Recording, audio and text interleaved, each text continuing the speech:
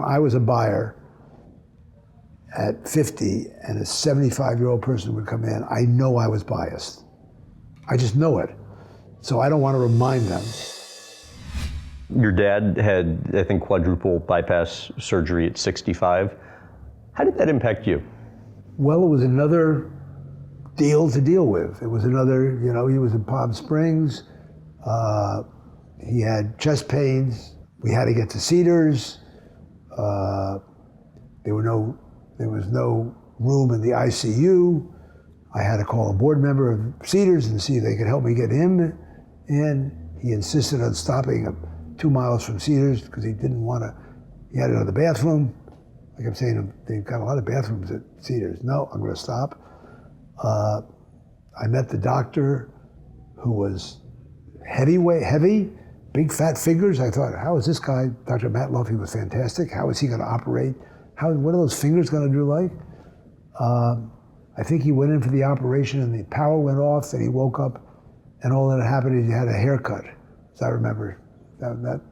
So it was just it was process, dealing with it. And then he was fine. What changes did you make after you had it yourself? None. I was in Sun Valley. I thought I was having a heart attack the night before. I went to they didn't have a hospital. I went to whatever it was, a little infirmary. The guy did an EKG, said, I recognize who you are, and I'm telling you, you have no problem. The next morning, I called my secretary and said, do not, when you get the bill, pay it. I don't want it to go through personnel department. She rightly so called my doctor.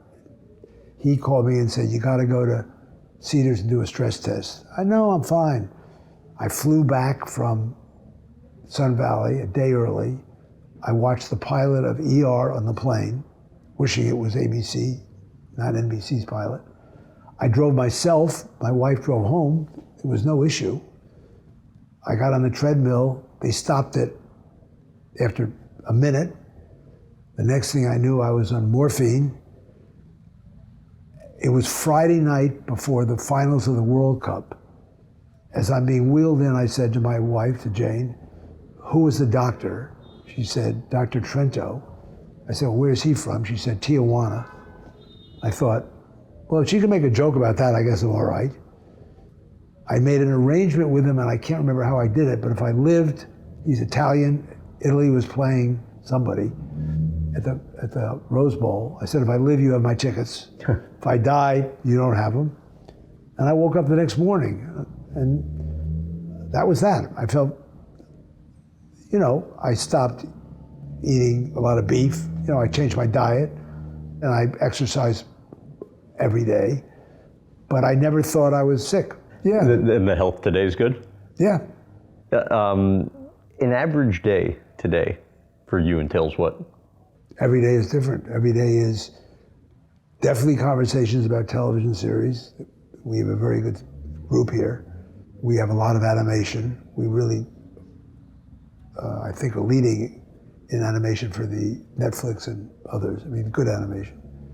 I don't know, maybe 20 different, I have an idea a minute, very hard. It's not so easy to sell anymore. Really? Why? Well, I think I don't walk in the room because I remind them of somebody who's their great-grandfather. So I don't do that. Because when I was a buyer at 50 and a 75-year-old person would come in, I know I was biased. I just know it. So I don't want to remind them. So I have and I don't know, my granddaughter is a equestrian in a place called Wellington, Florida. It's an unbelievable environment. It's upstairs, downstairs, it's mothers and having affairs with trainers, it's nubile girls running all over the place, it's everything. And I've been trying to sell that television series now for 3 years. I'm gonna sell it, but it's not easy. So every day is trying to do something. It's a lot of conversations about football, soccer, I don't know, arranging Thanksgiving, going, family. Every day is different. What it isn't is every day having somebody broken their ankle at Walt Disney World or some crisis.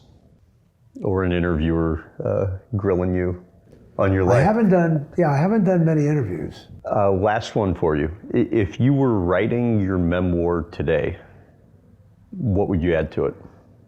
Well, I don't know if I even write a memoir. I did write one with Tony Schwartz, which I hate.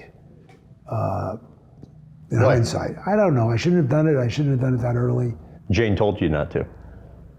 That I don't remember. Probably, but I don't remember that.